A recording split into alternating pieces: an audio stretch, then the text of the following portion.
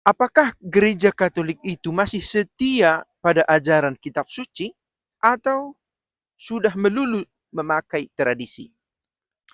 Pace bene, masih di mea culpa.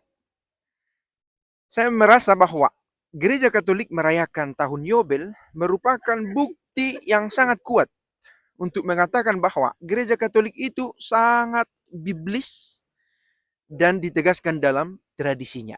Gitu ya. Gereja Katolik memegang tradisi, benar. Tetapi gereja Katolik memegang tradisi bukan berarti gereja Katolik menganggap remeh atau meniadakan atau mengurangi ajaran dari kitab suci. Sebagaimana sering kita dengar ya, gereja Katolik itu tidak setia lagi pada kitab suci, tetapi lebih mengutamakan tradisinya. Saya mau beri contoh tahun Yobel ini. Saya tidak tahu apakah gereja Kristen lain di luar gereja Katolik membuat tahun khusus yang didedikasikan sebagai tahun Yobel, tahun belas kasihan, tahun pengampunan, tahun rahmat. Dari mana datang istilah tahun Yobel ini? Apa dasar sejarah, dasar historiknya, dasar teologisnya, dasar etimologisnya? Kita bahas singkat-singkat. Yobel, jubileum dalam bahasa Latin, jubileon dalam bahasa Yunani berasal dari bahasa Ibrani, Yovel. Yovel itu adalah terompet yang dipakai untuk mengumumkan mulai tahun rahmat, tahun khusus, tahun 7x7 ini. Tahun 7 kali tahun Sabat, gitu ya. Per 50 tahun dalam sejarahnya, gitu ya. Ini ditemukan di kitab Taurat ya. Lihat kitab Taurat ya, bagian dari kitab suci. Di kitab Imamat, juga ada di kitab Ulangan sedikit. Nah, dan ditegaskan nanti di kitab Yesaya bagaimana Yesus memenuhi tahun Yobel ini juga.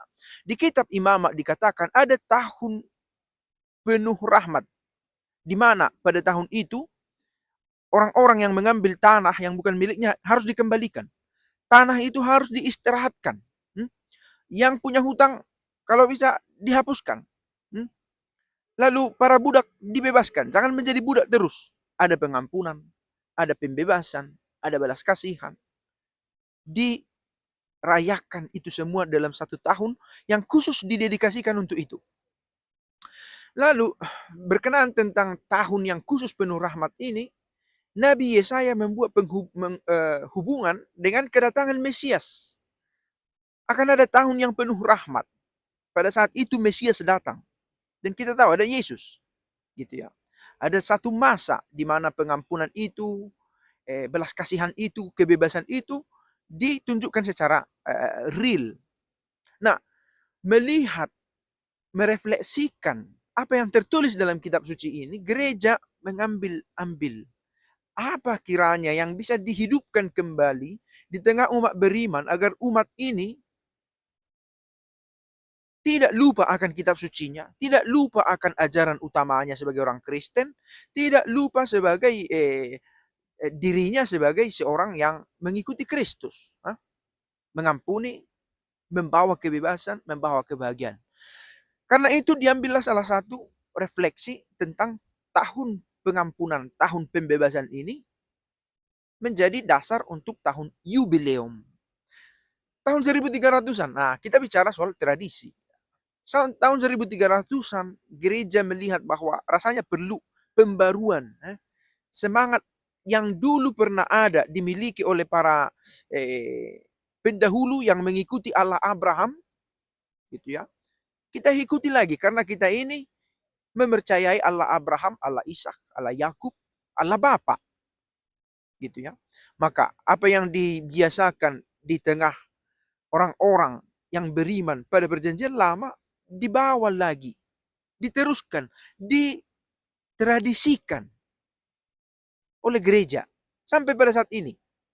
Cita-citanya sama, secara khusus tahun ini tentang pengharapan. Ada harapan. Kalau kamu melihat dalam dirimu juga dalam diri orang lain, penting itu kebebasan, penting pengampunan, penting belas kasihan. Dan ini diingatkan sepanjang tahun. Lihat di depan sana ada pintu, bukan soal pintunya terutama, tetapi pintu itu mengingatkan kita masuk ke momen baru, ke kehidupan baru, meninggalkan yang lama, membelakangi masa lalu yang mungkin kurang enak, kurang baik, banyak persoalan, tinggalkan, masuk ke rumah Tuhan. Simbolik yang secara tradisional diteruskan. Satu bukti saya pikir ya, dari sekian banyak kekayaan gereja, ini salah satunya. Gereja Katolik merayakan tahun Yobel, yang tidak semua gereja mengingat ini bahkan. Nah, kalau ditanya di mana ada dasarnya, di kitab suci. Dari kitab suci gereja belajar ada tahun khusus untuk pengampunan, untuk pembebasan, untuk memerdekakan orang. Persoalannya adalah kalau kita membawa ini refleksi diri sendiri, nah apakah kita memaknai tahun jubileum ini sebagai tahun untuk memang membebaskan diriku dan orang lain, memaafkan orang lain juga diriku, gitu ya, mengampuni, memberikan yang bukan milikku, melepaskannya, dan memberikan yang seharusnya milik orang lain.